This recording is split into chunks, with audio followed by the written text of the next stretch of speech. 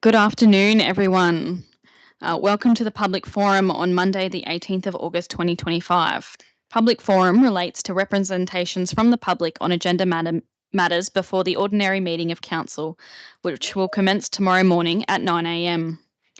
It is a requirement that I advise all present that the public forum is being live streamed, and I advise all present that your presence at this public forum is taken as consent that your image and your voice may be recorded and broadcast to the public by our live stream.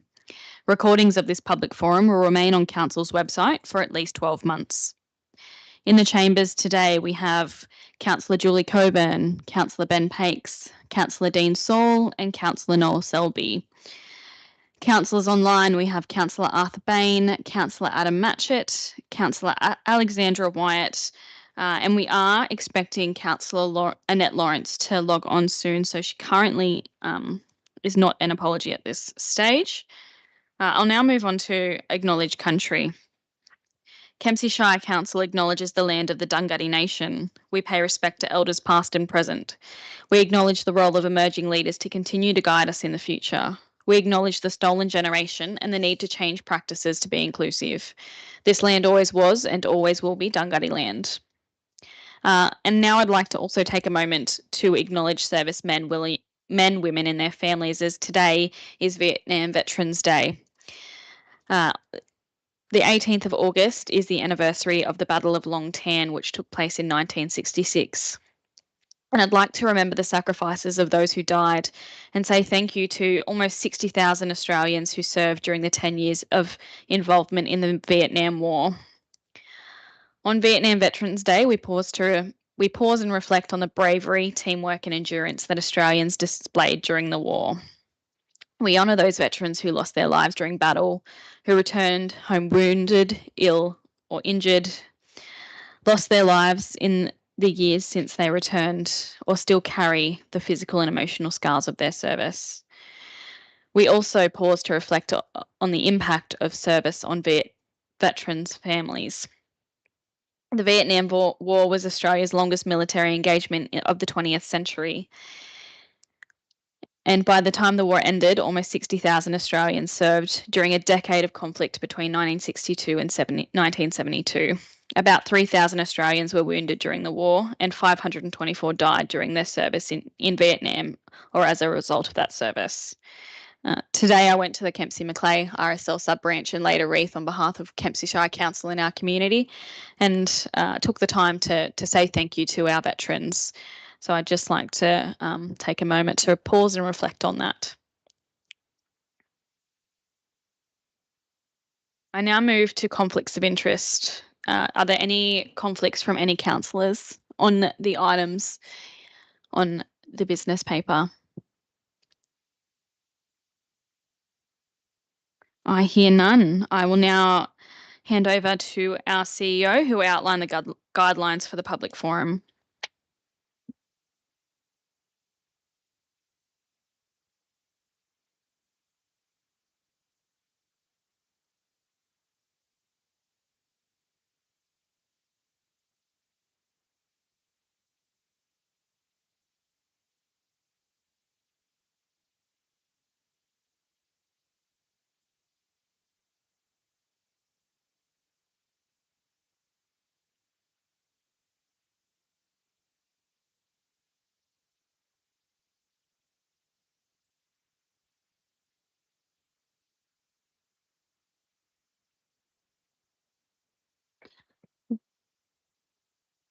My apologies. The Council may hold a public forum prior to each ordinary meeting of the Council for the purpose of hearing oral submissions from members of the public on items of business to be considered at the meeting. Public forums may also be held prior to the extraordinary Council meetings and meetings of committees of the Council.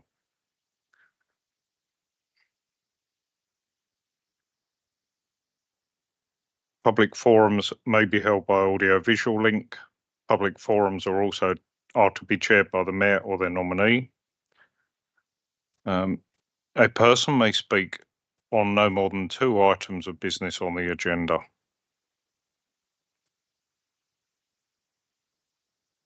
Each speaker will be allowed 5 minutes to address the Council. this time is to be strictly enforced by the chairperson. Speakers at public forums must not digress from the item on the agenda of the council meeting they have applied to address the council on. If a speaker digresses to irrelevant matters, the chairperson is to direct the speaker not to do so. If a speaker fails to observe a direction from the chairperson, the speaker will not be further heard. A councillor, including the chairperson, may, through the chairperson, ask questions of a speaker following their address at a public forum. Questions put to the speaker must be direct, succinct, and without argument. Speakers are under no obligation to answer a question put. Answers by the speaker to each question are limited to 1 minute. Speakers at public forums cannot ask questions of the council, councillors, or council staff.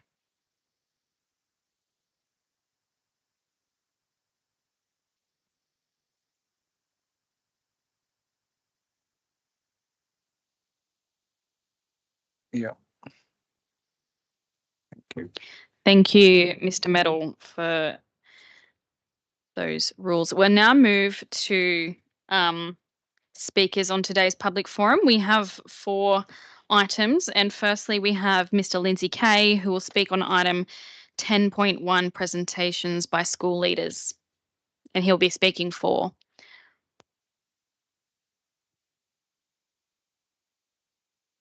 Councillors, citizens, it's with great pleasure that I'm able to address this issue twice, although the circumstances are somewhat unfortunate. And I feel that this is one of the most important items that has come before this council. And it's a wonderful thing to be able to listen to the young people of the Valley and to hopefully take on board and action the things that they bring to our attention.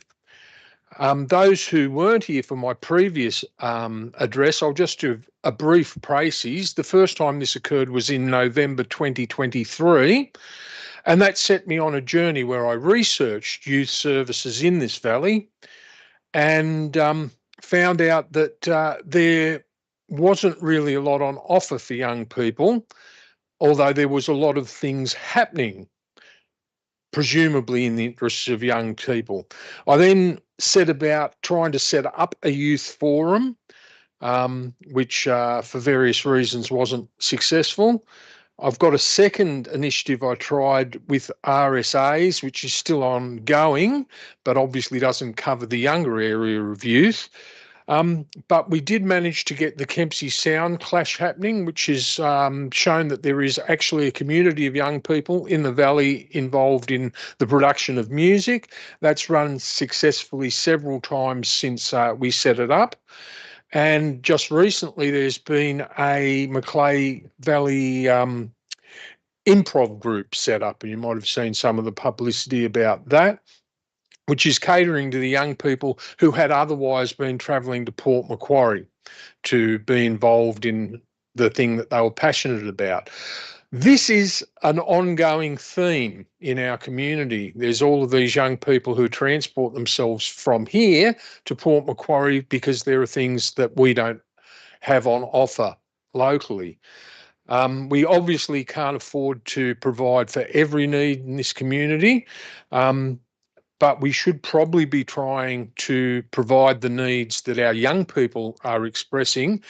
And I'm mindful of the danger that they confront in motor vehicles travelling to and from Kempsey to Port Macquarie on a regular basis, possibly in a noisy car full of their friends. And I really would not like to see any tragedy of that nature. So after the kids speak tomorrow, I think it's very important what happens next.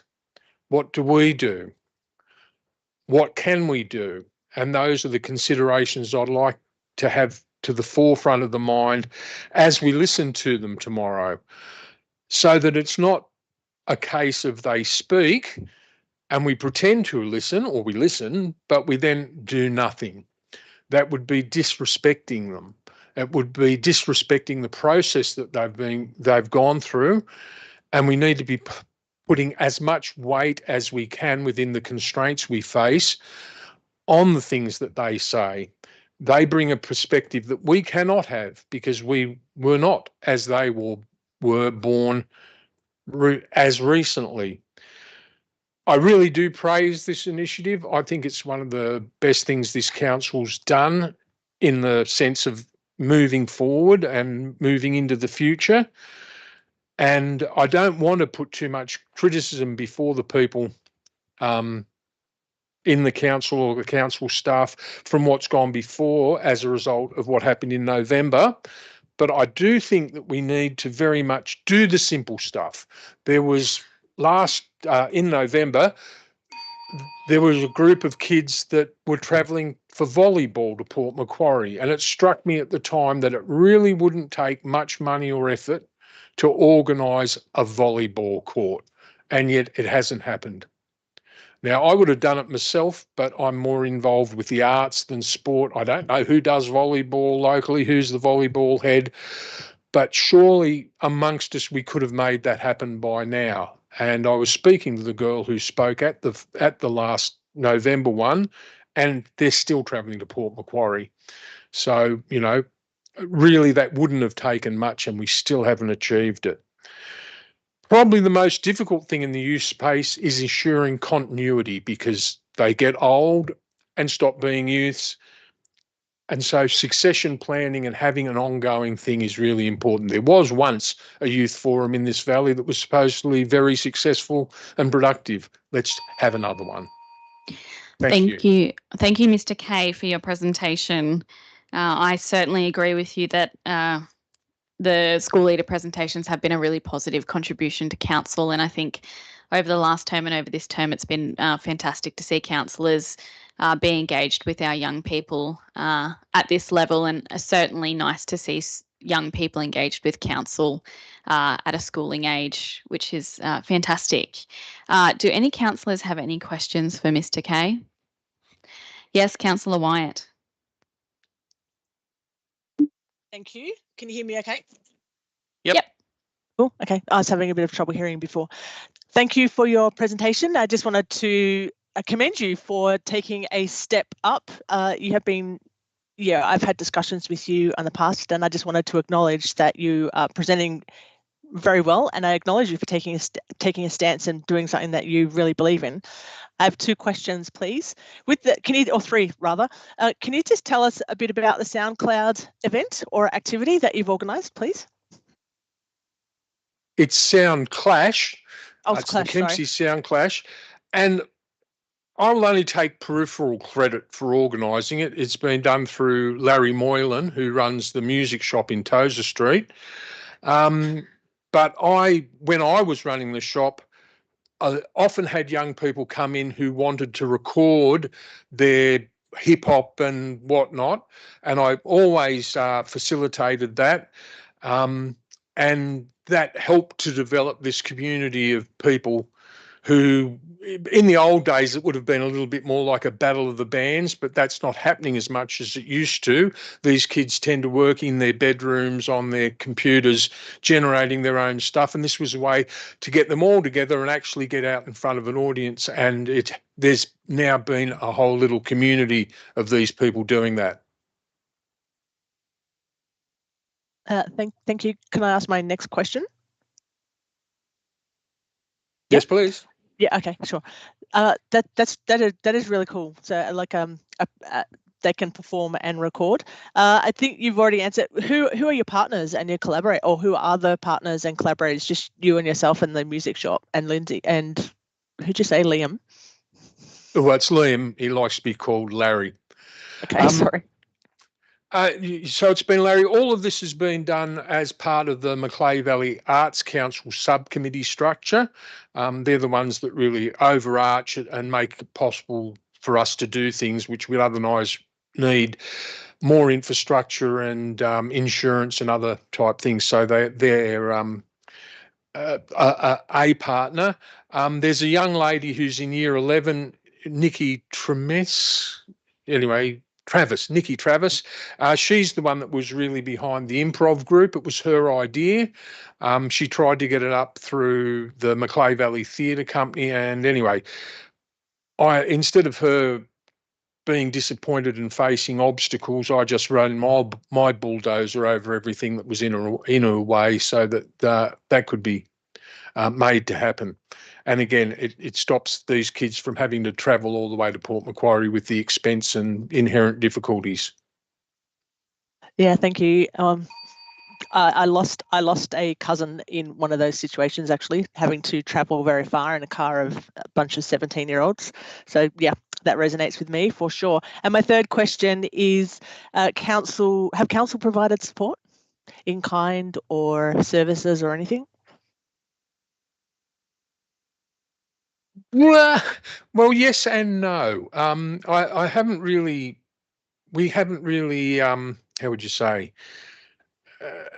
It come to fruition, but I'm very happy with the council's community development group. Alicia Spokes has been. I've had many discussions with her, and unfortunately, the Laneway Festival got postponed, but it's now back on, and the Arts Council will be involved with that. So, I don't want to be overly critical of anyone. These things will happen in time. Unfortunately, as I said in my address, with young people, time is the one thing that we need to be very conscious of so that we don't disappoint the existing group of kids. Thank you, Mr. Thank you. Kay. It's That's all Aisha my questions. Spokes. Oh, sorry. Yes, thank you. It's Aisha Spokes, but they do a fantastic job in working with the community. Lots of different events that they both organise and show up to. Councillor Selby. Yes, thanks, Lindsay, for that today. If council were to do anything, what sort of project would you like to see us step up to first up? Well, I actually have a bit of an impediment here because I really want it to be driven by the kids. That's why the first thing I tried to do was to get the youth forum up. I'm sure that if there was a group of motivated kids that the council would, well, I would hope that the council would support them in the way they did the previous youth council. That would be my expectation there. I would hope, although again, I don't want to throw too much on the shoulders of people who are already quite involved, but that volleyball thing, that the kids came up with that last time, it seemed really easy to achieve and yet nothing happened. So as to what the council can do, we'll have a bunch of kids talk to us tomorrow about what the council can do. And encouragement is important. Just having this thing is important. But if they come up with something as simple as a volleyball court, then let's do that. Thank you, Mr. Kay.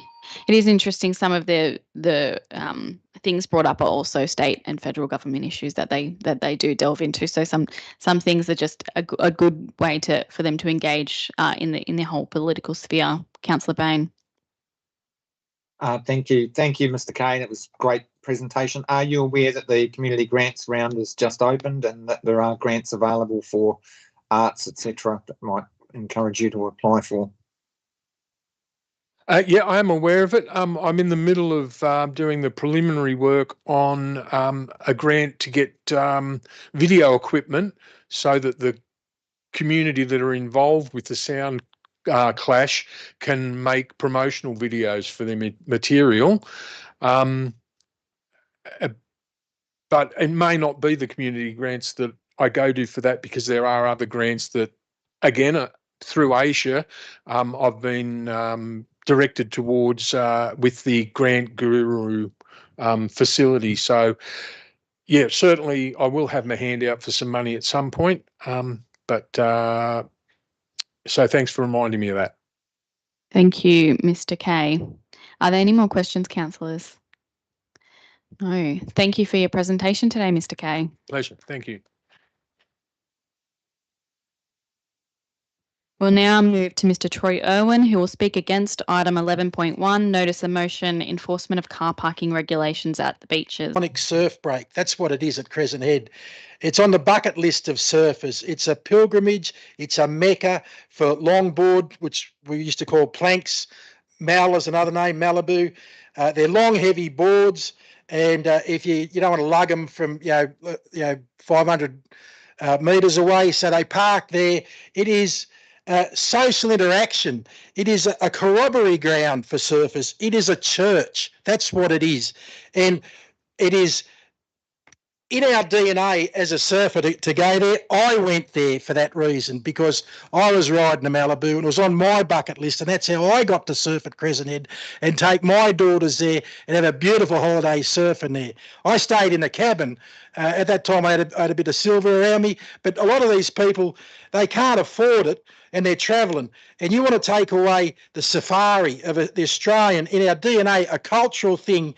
And you want to, and that this council advocated for tourism. This council for years and years and years advocated for tourism, and now you've got it, and now there's got a few people want to have a gated community to Southwest Rocks and Crescent Head. They don't want the tourism. Well, we do. Now, all you have to do with the resources that you've already got is do a muster around Saturday afternoon and Sunday morning, problem solve. That's all you got to do. We don't need to spend any more money. We've already got the ranges. That's all you need to do. That cleans up the hogging of a few places. Now, the state has pushed all those zombie DNAs through on us to increase our population, right? And the federal has done mass migration. So we as a council have been strangled. We don't have the space anymore. We've been forced into a cost of living and housing crisis. Part of the collateral damage is ranges will be getting people that are sleeping in their cars and their vans. And one of the bigger demographics that are growing is women over 50 that have got no super, that have reared their kids, that are divorced. They'll be getting the fines for camping in their vans in this roundup. Have you ever talked about all the people that are homeless that live in vans? That's not part of it, because those that want the gated community don't want them even to have access to water, a fundamental right. Now, what happened to all the council contributions that were supposed to go into the infrastructure? What happened to all those? What happened to our environmental contributions? Didn't they go out the back of Whoop Whoop to buy some old sheep station instead of being spent locally? Where's the money? How about we invest the resources into finding out where the money is and getting it back? Access to green space. You cannot grow your population and not give them access to green space. Solutions. How about we have a few solutions? I put forward before to re-gazette from the Crescent Head Creek up to Loftus Road to the old flood refuge that includes Ryan's Cut. The National Parks kicked out the people that had a little sailing club there. Re-gazette and give us people access to the beach and to green space. You cannot jam all these people in and expect them just to stay in their units. Righto, now, we should all capitalise on it, right? Affordable camping, right? We should be getting a spend out of it.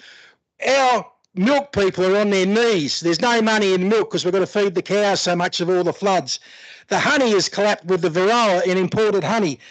There's no money in meat because we've got to feed all our cattle, and there's no money in avocados. So if we could get everybody that come here as a free camper, or more, if we could guide them into being affordable campers, and they bought Norco milk, local honey, local steak and local avocados, that'd be a good thing. Now, it's council's job to find more and bigger car spaces.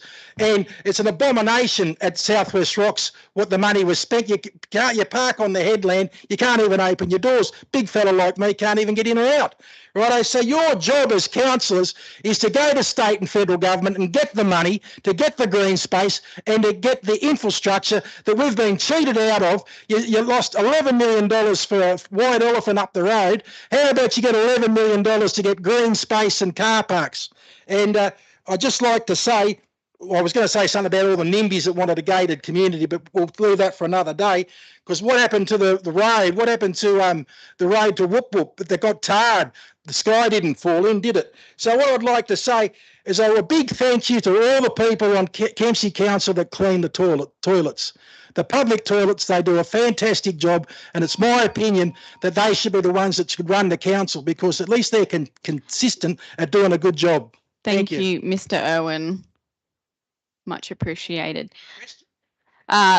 We do now would be questions. Do we have any questions from councillors to Mr. Irwin? I doubt it. There are none, but thank you for your speech on public forum today, Mr. Irwin. Thank you. I'll now invite Mr. John Kernahan from Crescent Head Ratepayers and Residents Association, who will speak for item 11.1, notice of motion, enforcement of car parking regulation at the beaches. I'm sorry, I hope I said your name correctly. No, you did. Thank you. Good afternoon, Madam Mayor, councillors, executive and staff. I'm the Secretary of Crescent Head Resident and Ratepayers Association, known as CHARA, and I'm here to speak on their behalf. Apologies from our President and Treasurer who were unable to attend today. CHARA supports the Notice of Motion 11.1 proposed by Councillor Wyatt and co-proposed by Councillor Selby on the enforcement of car parking regulations and each of its 9 stated outcomes. Illegal camping and parking and the associated negative impacts on our community have been of concern to residents of Crescent Head for many years, and the matter has been raised with council by our association on numerous occasions over the past 4 years at the very least. The negative impacts include urinating and defecating in public, leaving waste strewn over car parks and our streets, abusing residents who choose to engage on the issue, and noise pollution of late arrivals and early starts within the community. The issue is heightened during the holiday periods, and post-COVID is now almost constant. People constantly overstaying the parking limits along the foreshore in particular, and inconsiderate at best with little thought for others who might like to use the green space area. CHARA acknowledges the efforts of council's rangers in the past in trying to limit the degree of illegal camping and parking. Despite the rangers' best efforts, illegal camping and parking continues at unacceptable levels at several locations within the village, especially near the sports ground rotunda, the Point car park, the Water Tower car park, Willow Street car park, and along Rankin Street near the golf course entrance. CHARA believes that enforcement is currently hampered by our lack of staff and resources, absence of relevant signage, education in specific areas, a lack of visibility and promotion regarding enforcement, and the size of the fine not being a sufficient deterrent. CHARA's communications with councils have sought to obtain detailed information on the number of fines issued per category, the overall extent of revenue raised from the enforcement, together with an understanding of staffing levels during each period. The responses have at times been non-existent, and when received, they are vague and disappointing and lead the association to believe that there is either a lack of focus on this area or a lack of data capture, or sadly, both. CHARA acknowledges the complexities associated with enforcing compliance on the regulations surrounding illegal camping. However, not all parking issues are complex and include the following daily breaches of regulations: parking in an area other than the time permitted, parking in areas longer than allowed, parking not standing vehicle wholly within the marked space, and failure to comply with parking direction. CHARA points out that the offenders are generally not homeless people, but rather visitors to the region in expensive motorhomes and converted vans and utilities. They are benefiting through experiencing the natural beauty of our region, however, provide very little economic benefit to our community when they free camp on our streets and our car parks, and they do not respect those streets or amenities in the process. And I concur. Congratulations to the council staff and the holiday park staff who clean it. Over the years, CHARA has made many suggestions to council in an attempt to alleviate the issues. However, they've not been implemented except for one electronic sign, which was not working last week. We reiterate the need for the suggestions to be followed, and we can resend our previous communications if needed or answer questions if also required. CHARA has communicated with council on the success of the National Parks and Campground Management in almost completely eradicating free camping on Lime Burners National Park and Plummer Road, and highlighted how quickly word has spread to people that now very few even attempt to camp in this area. It is also a great benefit that the managers conducting the activity live locally, and the outcome is vastly improved. CHARA supports this notice of motion and recommends all 9 outcomes be followed. Finally, we feel that this is an issue of people lacking consideration for others, and it seems that at present No amount of signs alone will change the attitude or behaviour. We therefore concur with this notice of motion and all of its intended outcomes. If you don't measure it, you can't manage it. Thank you. Thank you, Mr. Kernahan. Do we have any questions? Councillor Wyatt. Please. Thank you so much for coming to speak. I really like all of the points. I just have a question. Not sure if you may know this off the top of your head, but do you know how many, or do you have any idea of how many camping options, like lawful camping options, there are in and around Crescent Head? So down the Plummer Road, I know you've got National Park. Do you know how many private ones by chance? Sorry, I don't know if you heard. She asked her how many lawful camping options there are in Crescent Head and sorry. down Plummer Road. Microphone, sorry. Sorry. No, I'm not able to tell you exactly how many there are. I do know of one or two that I regularly pass as I head down towards Racecourse, but no, I couldn't give you an idea of the number. There are several, but I couldn't give a total number. That's right. I can Google it. Thanks. Thank you. Any other questions, councillors? Councillor Pakes. Thanks very much for your presentation. I frequent Crescent Head often. My kids attend school out there, so I'm out there very often.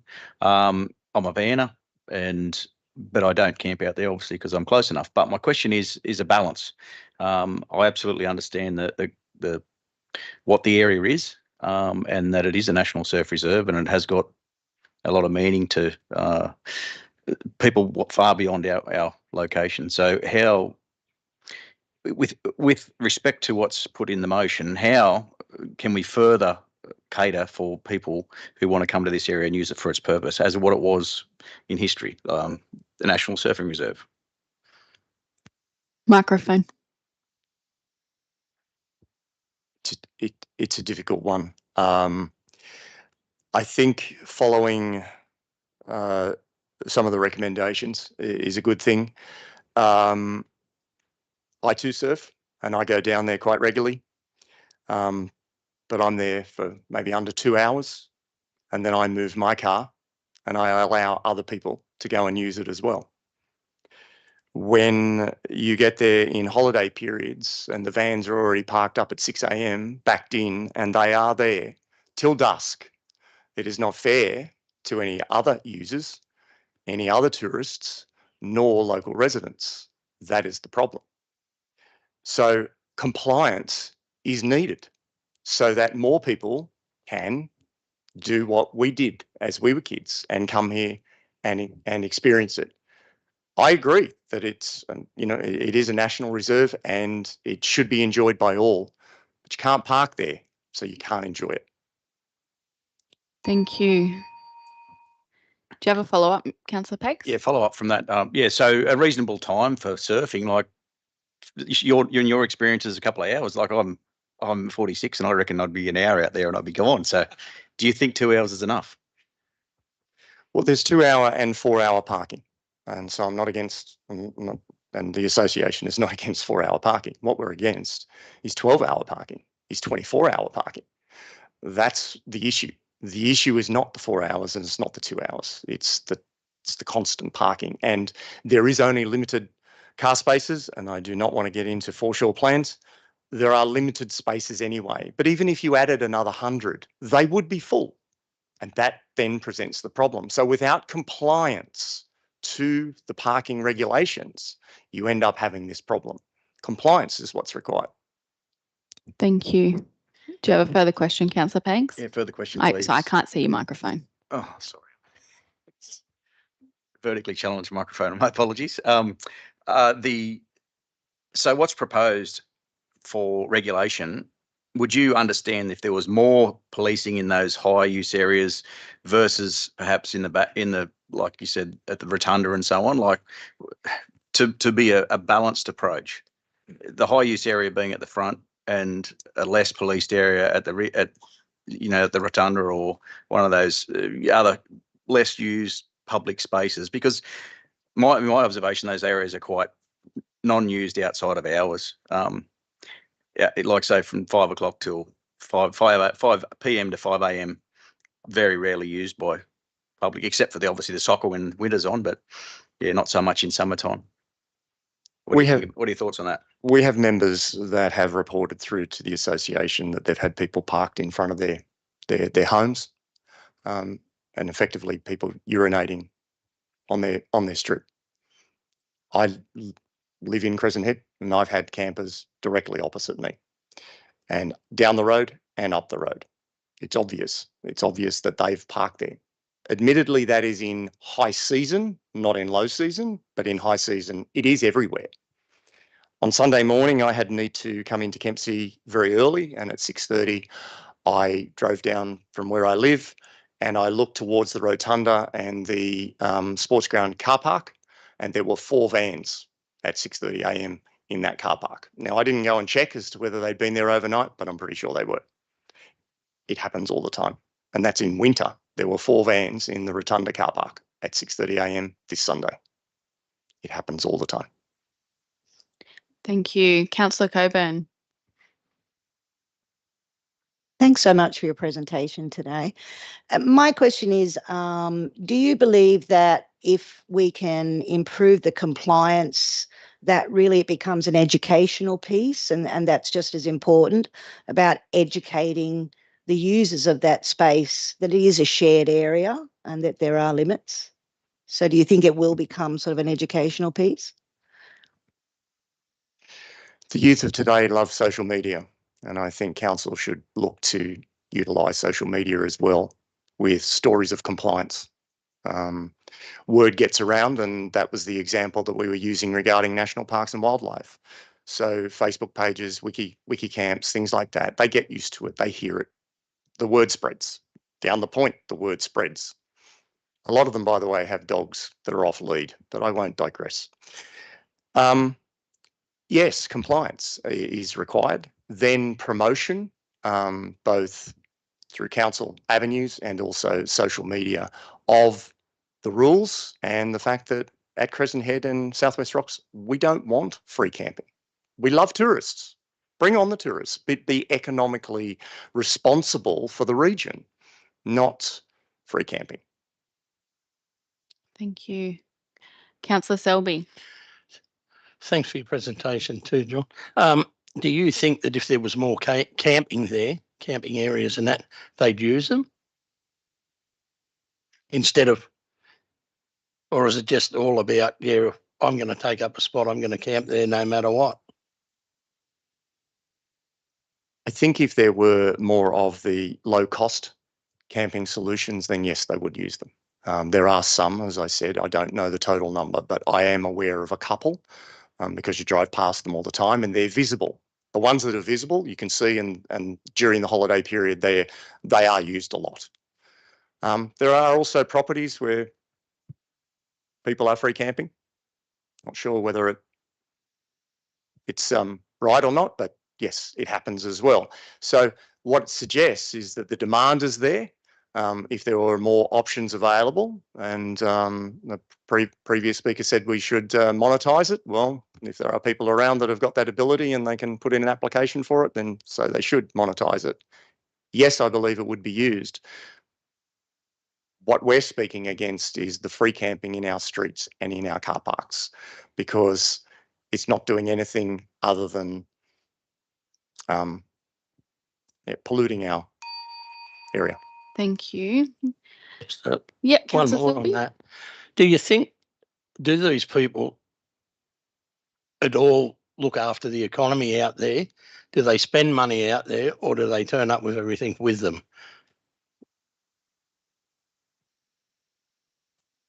I don't have definitive evidence to say either way, and I think maybe a survey of the shop owners at Crescent and Southwest Rocks would, could assist in the overall review here.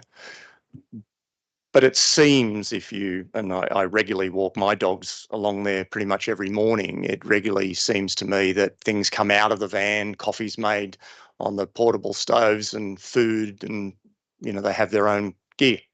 Whether they've bought it in here at one of the major supermarkets here and taken it out? I don't know. And they've obviously bought it from somewhere. So there's some economic benefits somewhere. I don't think Crescent Head in particular sees the majority of that. But we're also against the fact that they pollute. When they're up at the Water Tower car park, they pollute. I see that quite regularly. Thank you. Are there any further questions, councillors? No, thank you for your presentation, Mr. Kernahan. We now have Mr. Ken Scotton, who will speak for item 11.1, notice of motion, enforcement of car parking regulations at the beaches.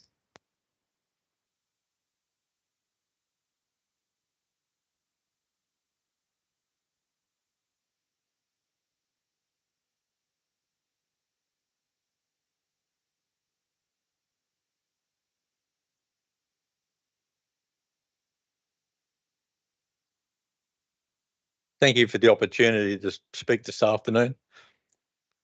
Parking and free camping compliance management has been a thorny issue for many years in Crescent Head, and in particular the foreshore car park. Crescent Head's a major tourist drawcard for Kempsey Shire, returning some $2.6 million annually to the local economy. It's also a small coastal village with limited area to provide adequate parking resources to accommodate the ever-growing increase in tourism. This problem is further exacerbated by the lack of any consistent parking compliance management by KSC, which has led to the understanding of frequent visitors that compliance is not in force, so by default anything goes. This is glaringly apparent in the general abuse of time parking limits at the foreshore car park by the fortunate few who arrive early to grab a prime waterfront parking space, then stay all day to enjoy the view and the natural resources this area offers at the expense of other potential users of the car park. For those who are familiar with this almost daily occurrence, it is apparent the majority of so-called tourists in the car park are day trippers from relatively close, high-populated areas outside of Kempsey Shire, who regularly visit to enjoy the rewards Crescent Head offers, while in turn delivering little financial return to the local economy and to the detriment of Kempsey Shire residents and tourists visiting the village. The attraction of many visitors to Crescent Head is the world-famous surfing area at Crescent Head Point, which was declared a National Surfing Reserve in 2008 and is world-renowned and a major driver for Kempsey Shire's international and domestic tourism. The National Surf Reserve was endorsed by Council and gazetted by the Lands Department and can be likened to a national park of the water, and comes with a number of guidelines in support of the reserve. I'm a member of the Crescent Head National Surfing Reserve Stewardship Committee, and I'm tasked with ensuring the Surf Reserve meets and maintains the aim of its creation and provides ongoing protection of the reserve's domain, including equity of access for all types of approved users. Unfortunately, access to the Surf Reserve is being hijacked by time limit abuse and all-day parking of vehicles within the foreshore car park, which heavily curtails the potential use of the Surf Reserve by all. There is also a direct correlation between the all-day and the car park visitors and resultant incidents of free camping in Crescent Head, especially in holiday periods, weekends and times of good surf. Basically, drivers of vehicles, usually the modified sleeping commercial vans and four-wheel drives, park in the car park from dawn to dark. Some drive up into the village to free camp overnight before returning to the car park at dawn to repeat. Others will just stay in the car park all night without recourse. KSC has done little to address this parking and free camping issue, so by default, it continues unabated without consequence and without penalties. So why wouldn't it continue to flourish? The parking issue further exacerbates the visually tacky, unloved, unmaintained, unmanaged persona the foreshore area now presents. It has become the antithesis of the natural environment, which should be protected as a major tourism attraction for Crescent Head and Kempsey Shire alike. I've been a surfer for over 60 years and completely reject the claim by a small vocal minority that Crescent Head is a surf town and the car park should only be for the use of surfers. Crescent Head's natural resources are for the use of all, and equity of access to parking is responsibility of KSC, as it alone has been tasked with the statutory requirement to ensure that occurs. To ignore that responsibility is totally unacceptable. FYI, a GIPA RFI of KSC infringement notices for Kempsey Shire LGA in period 1 February 23 to 1 February 24 noted infringements issued in council-free car parks nil, infringements issued for illegal camping offences nil. The latest figures are not available at this time. It's also my opinion that any future design for the foreshore car park will be a waste of time and ratepayer funds should parking compliance not be rigidly enforced. In conclusion, I fully support the proposed notice of motion as a starting point to ensure Crescent Head receives some level of statutory compliance management to protect and ensure for future generations the invaluable environment and tourism asset that is Crescent Head. Thank you. Thank you, Mr. Scotton. Immaculate timing there. Councillor Wyatt.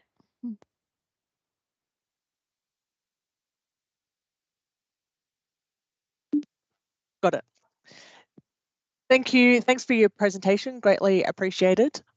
What times do you feel would benefit from having an increased ranger presence to address some of these issues? I mean, given that 24 hours a day is pretty hard. So yeah, what time do you think would be the key points, key areas? Well, obviously holiday periods and weekends. However, you know, from Friday afternoon through until Sunday afternoon are peak periods for use of Crescent Head and the Surf Reserve and the foreshore area. And of course, we've got the times of good surf.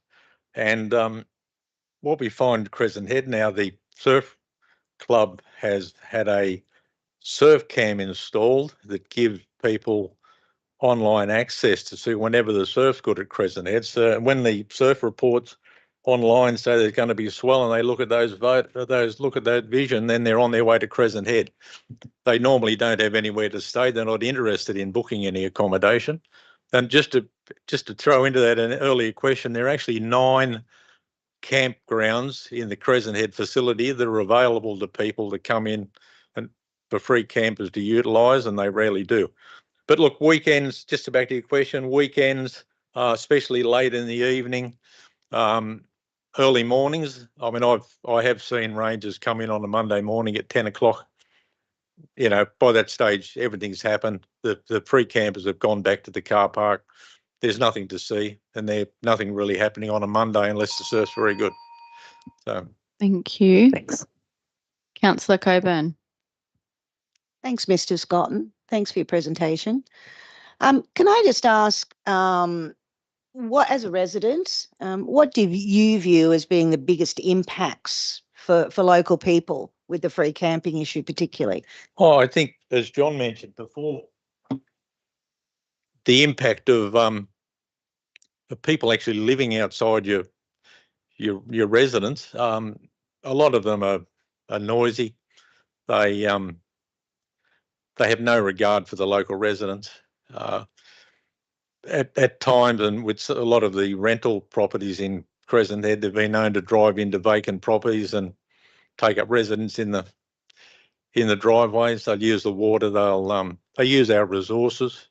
In a lot of cases, it's easy to see at times, they actually go into the holiday park down at Crescent Head to shower and use the amenities. That's a regular occurrence. They've even been known to use a washing machines in there. There's no sort of moral right of the people that come to Crescent Head. They're self-entitled, and they expect everybody to just put up with them. I've heard the excuse that they're homeless. I've heard the excuse. Sorry, you cut off there. Councillor Pakes. Thanks for your presentation, Ken. Great.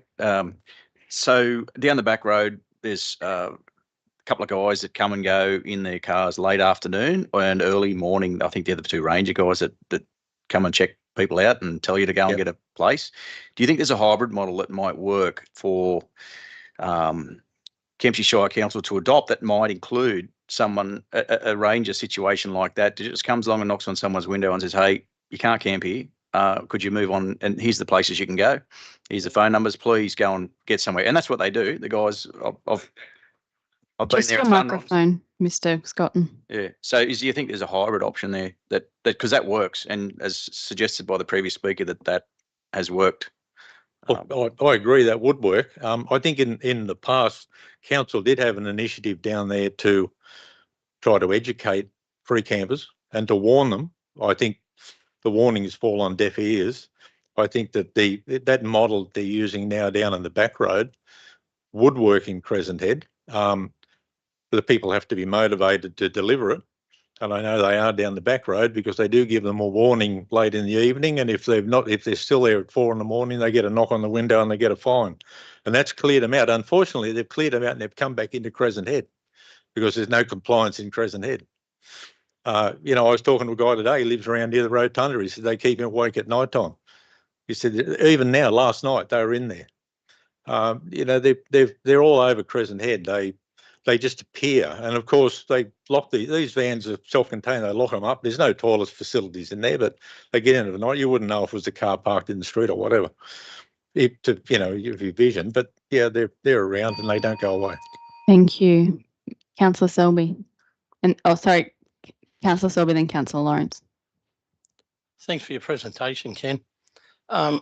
It seems to be that it's not only the issue there, same sort of things happening over at Southwest Rocks. Yep. And the big problem that I find with it is even if rangers go and find them, they can't move them on. Has to be a police officer that moves anybody on. So we're sort of caught between, well, really it's a catch-22. What do we do? Well, I think that if they cop a couple of fines, then they'll certainly learn their lesson fairly quickly. I think at the moment they get away with it. They're not interested. They'll always come up with an excuse, as I said. But if you fine them, they'll soon learn that they probably should find their way to one of the 9 campgrounds. And there are quite some cheap ones down. There's a few hip camps. I think they're only $10 or $15 a night. And it's on a sealed road to get there. It's a 5-minute drive, but they're not interested in that. They're not interested. They could book into the national parks, and that's what the rangers in the back road tell them to do. Go online, book in. They're say 9, and of course, them free camping actually takes business away from the Crescent Head Holiday Park. These guys that camp in the front in the car park, they should be 15 metres away and actually pay money into the car, which is returned to the council. Thank you, Mr. Scotton. Councillor Lawrence. Thank you. Thanks, Ken, for your chat this afternoon. I'm not sure if it was the last speaker or you that said if you don't measure it, you can't manage it. I'm not sure if you said that, but I just wanted to ask if, what sort of specific metrics do you think that council could track to elevate the success of the enforcement? Mark, yep. Sorry, Annette, I missed a lot of that. I'm pretty deaf. She said, what specific metrics could you track that would improve the success of fining people or the success of making the compliance? For council, yeah. Well, I think you'd find a marked reduction. I think it'd be pretty evident the marked reduction of free campers visible in the village. Look, our problem is this is not decreasing; it's actually increasing. It's been exacerbated by the surf cam at the surf club. That's caused a major problem in town. People are very mobile. These vans are specifically set up to free camp. I don't think they have an interest in actually paying camping fees, a lot of them. But I think you'd get a visual impact once that started to take effect. You would find a marked change in the pattern of the people that do visit Crescent Head. Thank you, Mr. Scotton. Councillor Coburn. Just another question. Are local people frightened? Yeah, I mean, in their homes, if they're obviously not going out and knocking on these caravan doors and things, but are people genuinely fearful out there?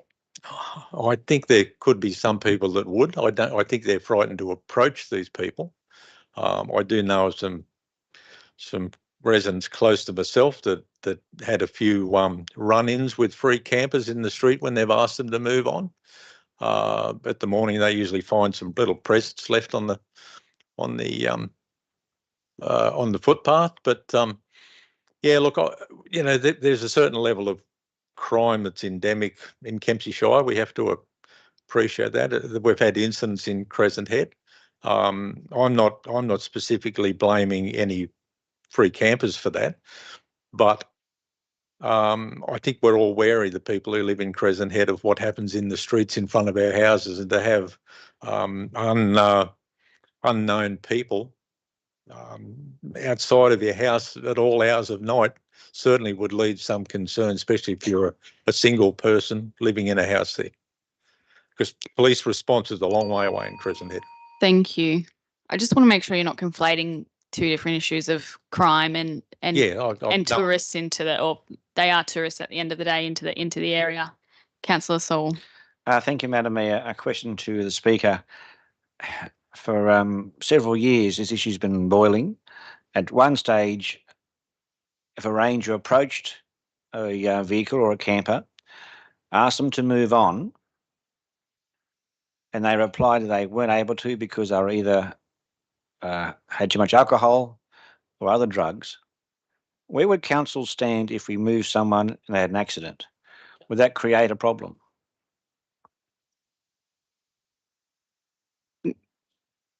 Mr. Medal.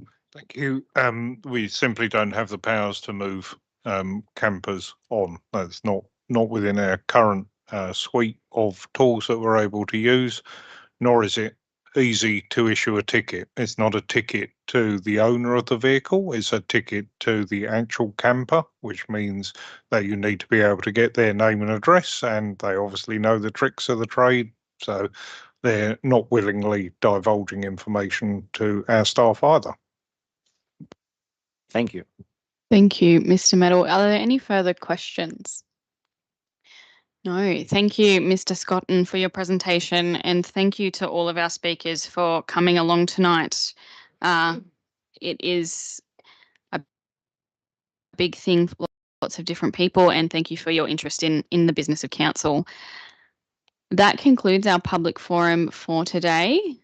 Thank you all for attending online and in person. I now close the public forum.